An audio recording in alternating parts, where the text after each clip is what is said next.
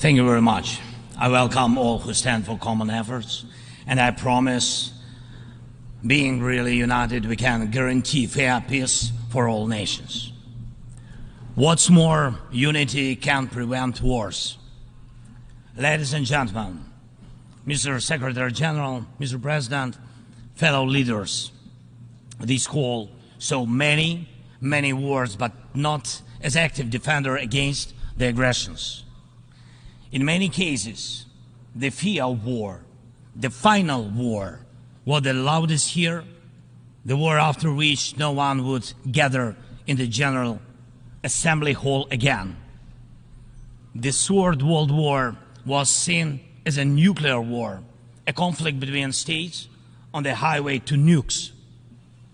Other wars seemed less scary compared to a threat of the so-called great powers firing their nuclear stockpiles.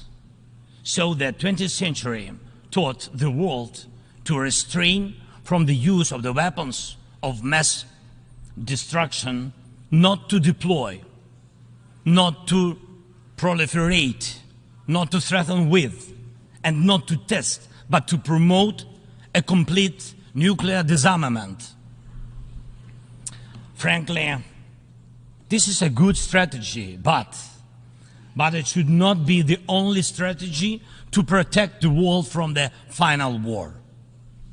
Ukraine gave up its third largest nuclear arsenal. The world then decided Russia should become a keeper of such power. Yet history shows it was Russia who deserved nuclear disarmament the most back in 1990s. And Russia deserves it now. Terrorists have no right to hold nuclear weapons. No right. But truly, not the nukes are the scariest now. While nukes remain in place, the mass destruction is gaining its momentum. The aggressor is weaponizing many other things, and those things are used not only against our country, but against all of yours as well. Fellow leaders, there are many conventions that restrict weapons, but there are no real restrictions on weaponization. First, let me give you an example. The food. Since the start of the full-scale war, the Ukrainian ports in the Black and Azov Seas have been blocked by Russia. Until now, our ports on the Danube River remain the target for missiles and drones. And it is a clear Russia's attempt to weaponize the food shortage on the global market in exchange for recognition for some, if not all, of the captured territories. Russia is launching the food prices as weapons. The impact spans from the Atlantic coast of Africa to the Southeast Asia, and this is the threat scale. And I would like to thank those leaders who supported our Black Sea Grain Initiative and program Grain from Ukraine. Thank you so much.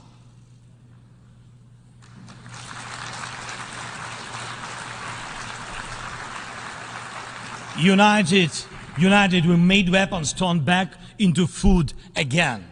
More than 45 nations saw how important it is to make Ukrainian food products available on the market, from Algeria to Spain to Indonesia and China.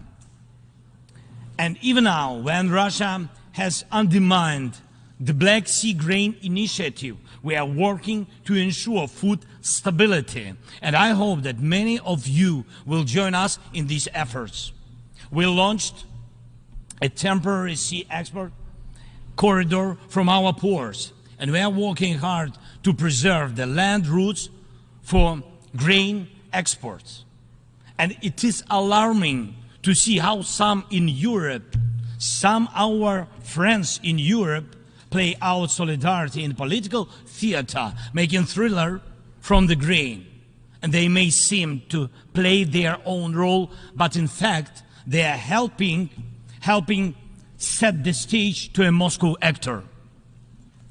Second, weaponization of energy. Many times the world has witnessed Russia using energy as a weapon. Kremlin weaponized oil and gas to weaken the leaders of other countries when they came to the Red Square. And now this threat is even greater. Russia is weaponizing nuclear energy. Not only it is spreading its unreliable nuclear power plant construction technologies, but it is also turning other countries' power plants into real dirty bombs. Look, please, what Russia did to our Zaporizhia power plant. Shelled it, occupied it, and now blackmails others with radiation leaks. Is there any sense to reduce nuclear weapons when Russia is weaponizing nuclear power plants? Scary question. The global security architecture offers no response or protection against such a treacherous radiation threat, and there is no accountability for radiation blackmailers so far. The short example is children. Children. Unfortunately, various terrorist groups abduct children to put pressure on their families and societies. But never before the mass kidnapping and deportation would become a part of the government policy. Not until now. We know the names of tens of thousands of children and have evidence on hundreds of thousands of others kidnapped by Russia in the occupied territories of Ukraine and later deported. The International Criminal Court issued arrest warrant for Putin for this crime. And we are trying to get children back home. But time goes by. What will happen with them? What will happen to them?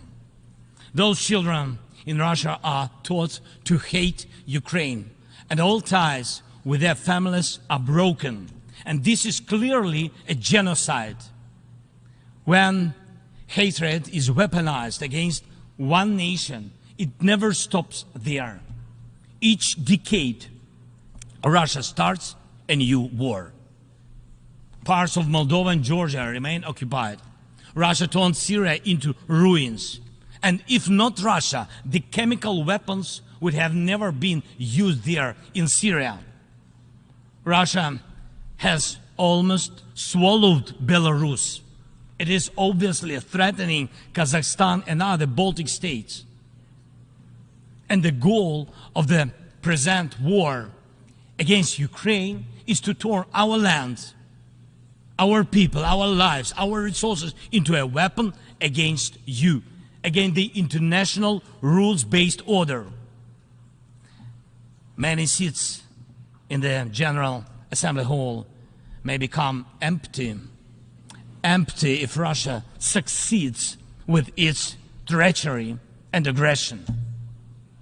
Ladies and gentlemen, the aggressor scatters deaths and brings ruins even without nukes, but the outcomes are alike. We see towns, we see villages in Ukraine wiped out by Russian artillery, leveled to the ground completely. We see the war of drones. We know the possible effects of spreading the war into the cyberspace. The artificial intelligence could be trained to combat well before it would learn to help the humanity. Thank God, people have not yet learned to use climate as a weapon. Even though humanity is failing on its climate policy objectives, this means that extreme weather will still impact the normal global life, and some evil state will also weaponize its outcomes. And when people in the streets of New York and other cities of the world went out on climate protest, We all have seen them. And when people in Morocco and Libya and other countries die as a result of natural disasters, and when islands and countries disappear underwater, and when tornadoes and deserts are spreading into new territories, and when all of this is happening, one unnatural disaster in Moscow decided to launch a big war and kill tens of thousands of people. We have to stop it. We must act united to defeat the aggressor and focus all our capabilities and energy on addressing these challenges.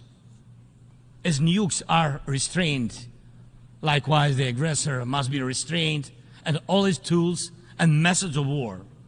Each war now can become final, but it takes our unity to make sure that aggression will not break in again. And it is not a dialogue between the so-called great powers somewhere behind the closed doors that can guarantee us all the new wars era, but open war of all nations for peace. Last year, I presented the outlines of the Ukrainian peace formula at the UN General Assembly. Later, in Indonesia, I presented the full formula. And over the past year, the peace formula became the basis to update the existing security architecture. Now we can bring back to life the UN Charter and guarantee the full power for the rules-based world order.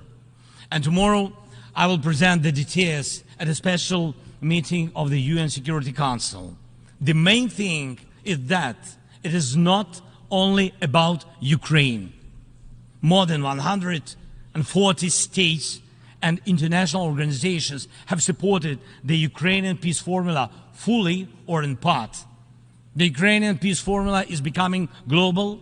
Its points offer solutions and steps that will stop all forms of weaponization that Russia used against Ukraine and other countries and may be used by other aggressors.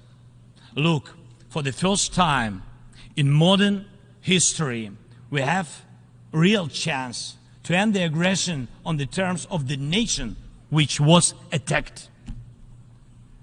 And this is a real chance for every nation to ensure that aggression against your state, if it happens, God forbid, will end. Not because your land will be divided and you will be forced to submit to military or political pressure, but because your territory and sovereignty will be fully restored. We launched the format of meetings between national security advisors and diplomatic representatives. Important talks and consultations were held in Hiroshima, in Copenhagen, and in Jeddah on the implementation of the peace formula.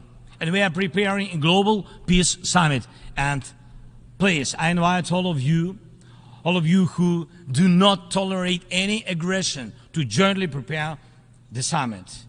And I am aware of the attempts to make some shady dealings behind the scenes. Evil cannot be trusted. Ask Prigozhin if one bets on Putin's promises. Please, hear me. Let unity decide everything openly. While Russia is pushing the world to the final war, Ukraine is doing everything to ensure that after Russian aggression, no one in the world will dare to attack any nation. Weaponization must be restrained. War crimes must be punished. Deported people must come back home. And the occupier must return to their own land. We must be united to make it, and we will do it. Slava Ukraini!